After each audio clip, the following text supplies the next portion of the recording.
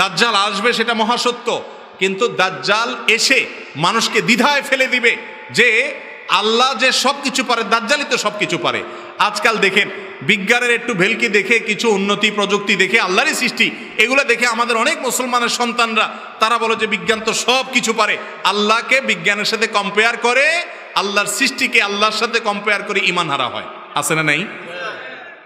ভাইরা আমার, কিয়ামত যত নিকটবর্তী হবে ইমান রক্ষা করার এই চ্যালেঞ্জটা আরো বেশি হবে। দাজ্জাল যখন আসবে সে তো সব কিছু করতে পারবে, বিজ্ঞান কোত্থেকে এত কিছু করতে পারে, সে সব পারবে। এই চ্যালেঞ্জটা আমাদের সামনে আসছে। ইমানদার ইমানকে ধরে রাখা এই টাইমগুলোতে খুবই জটিল।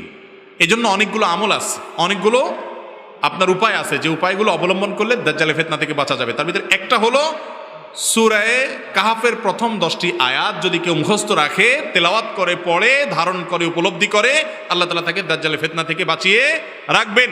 আরেকটা আমল হলো শেষ বৈঠকে একটা দোয়া নবী করিম সাল্লাল্লাহু আলাইহি ওয়াসাল্লাম করতেন, আল্লাহুম্মা ইন্নী আউযু বিকা মিন আযাবিন নার ওয়া আযাবিল কবর ওয়া আউযু বিকা মিন ফিতনাতিল মাহইয়া ওয়াল মামাত ওয়া আউযু বিকা মিন শাররি ফিতনাতিল মাসিহিদ দাজ্জাল। আল্লাহ দাজ্জালের ফিতনা থেকে আপনার কাছে পানাহ চাই। প্রতি নামাজে নবী করিম সাল্লাল্লাহু আলাইহি ওয়াসাল্লাম পানাহ চাইতেন।